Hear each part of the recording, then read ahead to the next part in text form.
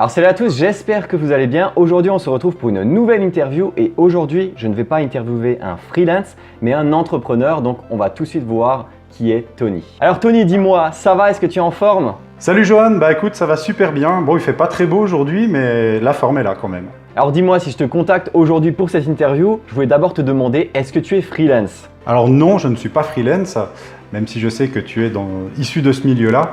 Moi, je suis entrepreneur sur Internet. Donc tu l'as bien entendu, Tony est entrepreneur sur Internet et justement c'est pour ça que je trouvais ça intéressant de l'interviewer aujourd'hui pour que d'un côté ceux qui sont entrepreneurs et qui regardent la chaîne YouTube se disent bah tiens peut-être que potentiellement j'ai envie de devenir entrepreneur et à côté si tu es freelance savoir comment justement rentrer en contact avec un entrepreneur et réussir à un peu s'immiscer un peu à l'intérieur de son cerveau pour essayer de comprendre un peu comment il fonctionne. Donc Tony, dis-moi, quel est précisément ton métier? Qu'est-ce que tu fais en fait en tant qu'entrepreneur? Parce que des entrepreneurs, il y en a des tas. Oui, effectivement, il y a énormément d'entrepreneurs différents. Donc moi, je travaille en fait, j'ai créé une entreprise qui s'appelle Nanoprotection, où je vends des produits qui sont innovants et qui permettent de protéger les surfaces contre les saletés. Voilà, l'intérêt, c'est de pouvoir faciliter l'entretien et de pouvoir faire le ménage de façon totalement écologique, sans aucun produit d'entretien. Donc voilà, donc c'est exclusivement c'est 90% de l'activité, c'est du e-commerce. Mais Tony, du coup, c'est quoi le nom de ta marque si jamais les gens veulent essayer de te retrouver? Alors, le nom de ma marque, c'est le même nom que le nom de ma société. Comme dit tout à l'heure, ça s'appelle Nanoprotection, donc c'est une marque déposée. Donc vous pouvez retrouver les produits sur nano-protection.fr. Alors si je laisse Tony faire sa pub, c'est parce que justement Tony est l'un de mes clients, donc je suis freelance, il est entrepreneur et du coup je travaille avec lui, en collaboration avec lui, sur différents projets. Et donc là, si jamais, en tout cas je le laisse dans la description. Donc maintenant on peut passer à la question suivante. Mais un peu plus précisément, c'est quoi exactement ce que tu fais? Tu fais du e-commerce, mais ça consiste en quoi? Oui, évidemment, e-commerce, ça veut dire tout et n'importe quoi, mais quand on fait du e-commerce et qu'on est entrepreneur dans le e-commerce, évidemment, il y a la gestion de tout ce qui tourne autour du e-commerce parce que le e-commerce, la vente à travers une boutique en ligne, c'est la finalité. Mais avant de pouvoir vendre à travers une boutique en ligne, il y a plein de choses à mettre en place. Il y a notamment du marketing à faire, il y a de la vidéo, il y a des promotions, de la communication, etc. Il y a énormément de choses.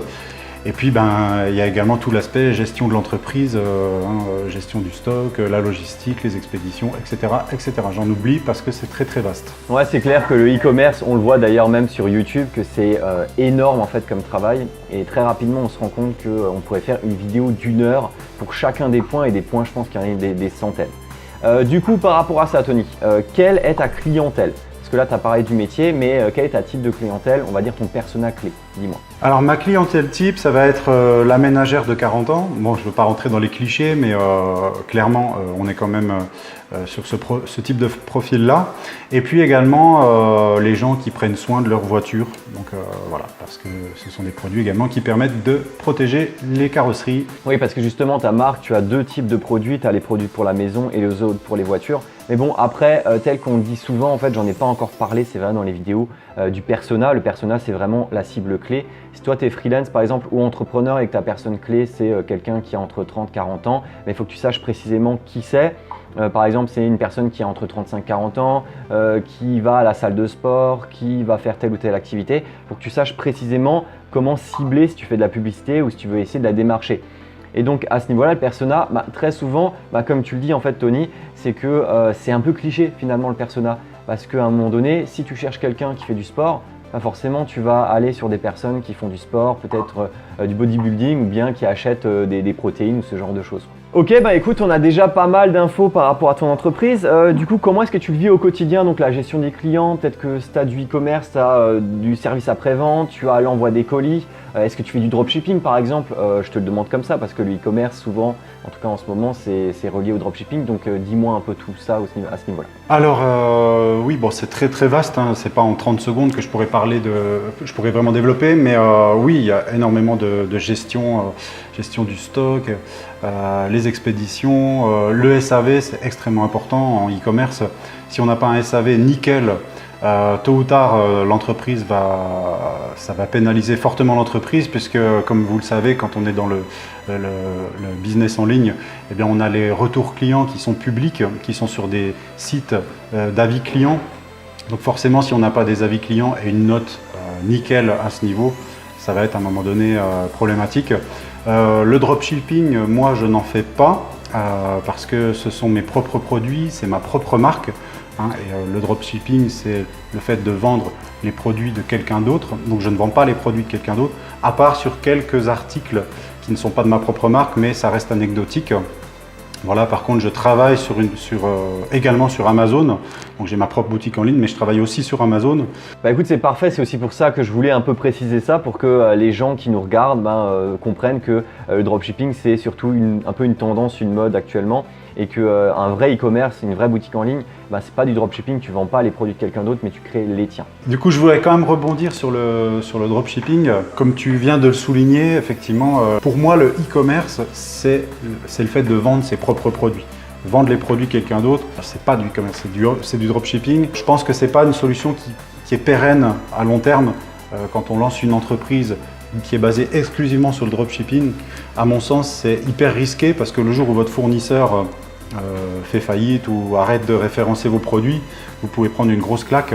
Donc je conseillerais, si j'avais un conseil à donner, si vous faites du dropshipping, d'avoir quand même une marque propre à côté à développer, un business propre. C'est plus sécurisant pour votre entreprise à long terme. En fait, un peu comme les réseaux sociaux, le fait de ne pas tout miser sur un seul réseau parce que si demain il y a un changement d'algorithme ou s'il pète, eh bien tu te fais tout simplement lourder. Mais écoute Tony, maintenant que tu as parlé un peu de toute ton entreprise, est-ce que tu peux juste nous dire en quelques mots quel a été ton parcours pro pour en arriver là en fait aujourd'hui ? Alors moi j'ai terminé mes études en 2006, donc j'ai travaillé pendant 5 ans en tant qu'ingénieur en électronique, parce que l'électronique c'était mes études, donc rien à voir avec ce que je fais aujourd'hui.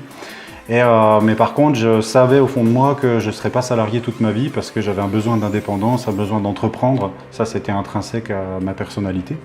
Et donc en 2011 j'ai créé cette entreprise, donc ça fait maintenant 8 ans. Ça fera 9 ans même bientôt que j'ai créé l'entreprise. Et donc je suis parti de zéro.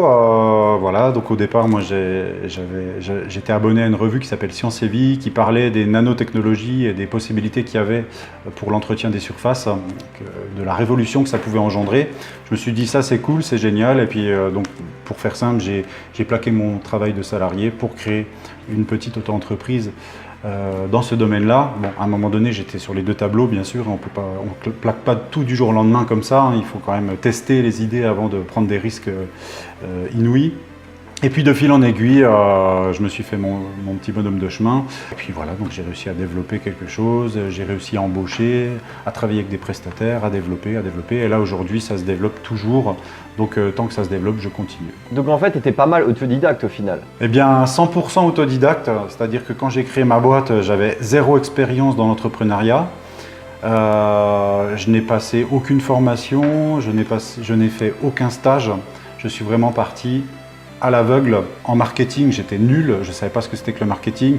En vente, j'étais nul, je me sentais plus technicien que vendeur. Donc j'ai tout appris sur le tas et voilà. Oui, donc on voit que tu as quand même appris pas mal de toi-même. Mais du coup, moi, la question que je veux lui poser, c'est quelle qualité faut-il selon toi pour exercer ce métier ou du moins se lancer en tant qu'entrepreneur et créer une boutique en ligne, par exemple, comme la tienne? Alors, les qualités, bon, elles sont nombreuses, hein, je dirais, mais les plus importantes, selon moi, c'est déjà l'organisation.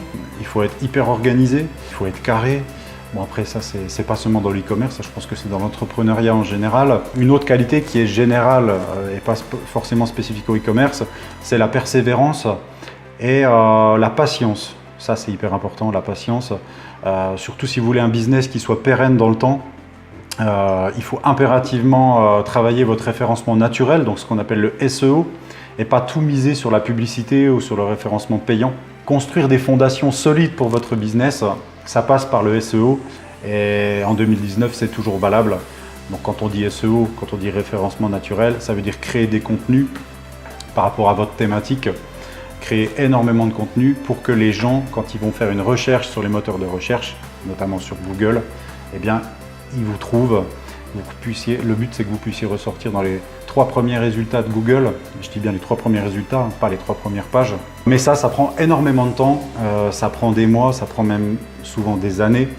Donc il faut beaucoup de patience pour se lancer dans l'e-commerce. Ah, c'est intéressant, c'est pour ça que moi je vais faire un petit pont avec YouTube, puisqu'il y a également du référencement sur YouTube et j'en parle d'ailleurs dans plusieurs vidéos, comme quoi le référencement c'est extrêmement important parce que si tu es petit, eh bien, il faut réussir à gérer la concurrence à ce niveau-là, créer des sujets qui puissent permettre de lancer tout ça. Et donc justement, ça me permettra de parler de ça, Tony. La chaîne YouTube, qu'est-ce qu'elle t'apporte en fait pour ton business? Parce que justement, Tony, il a une chaîne YouTube de son activité. J'en ai parlé à plusieurs reprises, mais j'ai jamais dit son nom. Maintenant, vous allez pouvoir mettre justement un nom sur l'exemple que je donne à chaque fois.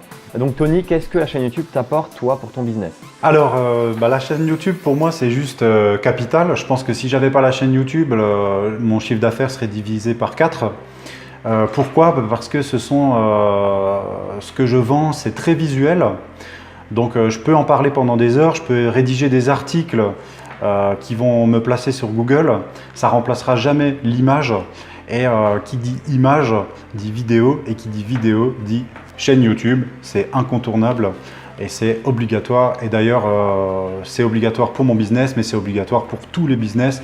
Pour moi, l'entrepreneur qui n'a pas de chaîne YouTube, il a un énorme handicap par rapport à la concurrence qui aurait une chaîne YouTube. Donc moi, ça a été énorme, c'est-à-dire que c'est 80% de mes clients qui commandent mes produits ont vu une vidéo YouTube avant de commander le produit. Voilà. Et s'ils n'avaient pas vu la vidéo, il y a très fort à parier qu'ils n'auraient jamais commandé. Et d'ailleurs, je le sais puisque j'ai leur retour en direct. J'ai régulièrement des clients au téléphone qui me disent qu'ils ont trouvé ma vidéo géniale et que c'est grâce à la vidéo qu'ils ont acheté le produit. Voilà. Donc c'est super important. Par contre, je ne dis pas que toutes mes vidéos sont géniales. Il y en a qui sont super bien, qui sont professionnelles. Il y en a d'autres qui sont faites un peu plus à l'arrache, entre guillemets. Ça me permet de faire un bon pont en fait vers les clients chauds, clients froids. Un client froid, c'est quelqu'un qui découvre pour la première fois. Et en fait, l'objectif, c'est de le réchauffer avec des articles, des images, des vidéos. Et YouTube est très fort en fait pour réussir à réchauffer tes prospects pour les transformer en clients. Et à ce niveau-là, je vais quand même donner quelques statistiques parce que j'ai regardé ta chaîne, Tony, et c'est assez ouf.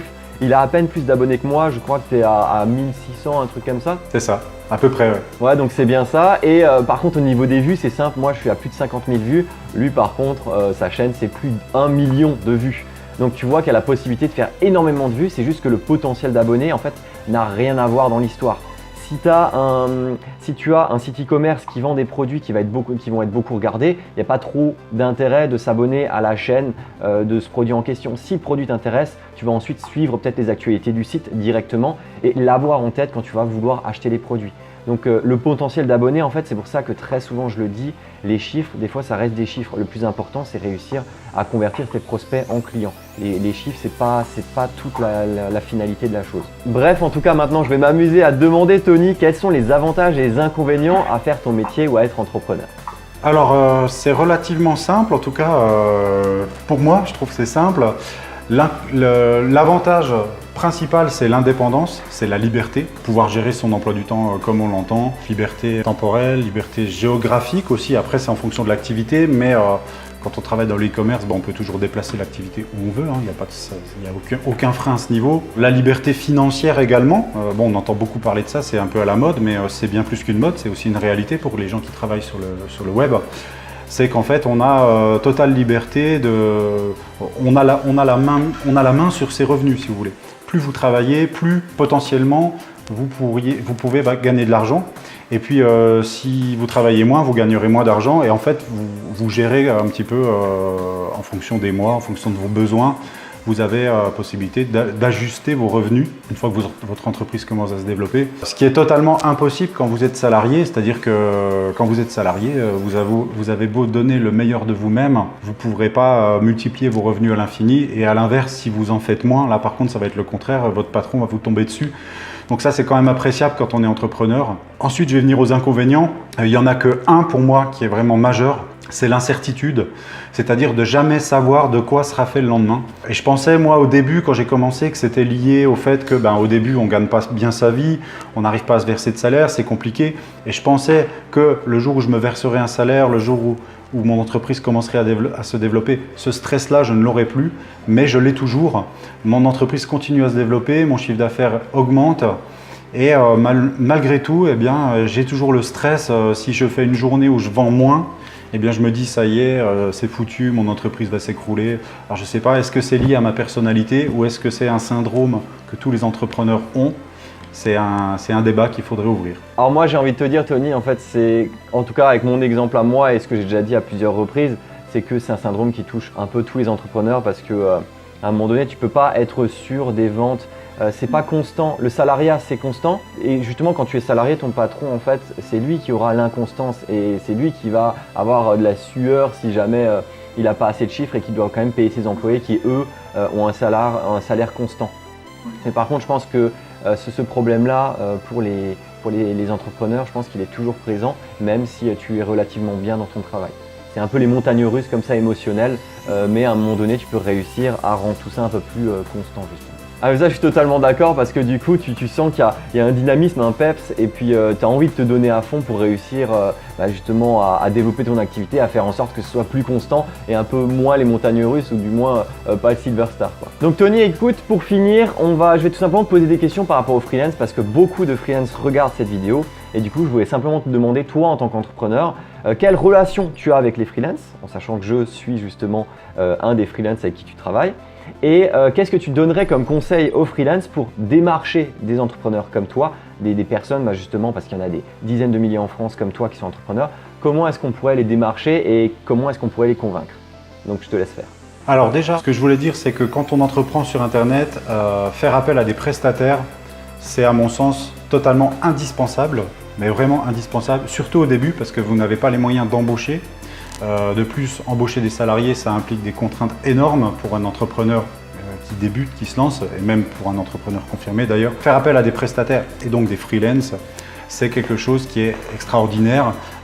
D'une part parce qu'avec Internet aujourd'hui, vous avez accès à des plateformes où sont répertoriés tout un tas de corps de métier, énormément de freelance qui viennent d'horizons différents. Vous avez accès à des profils d'une richesse extraordinaire et vous n'avez que l'embarras du choix. Quelle que soit votre thématique, vous trouverez forcément chaussure à votre pied en termes de freelance.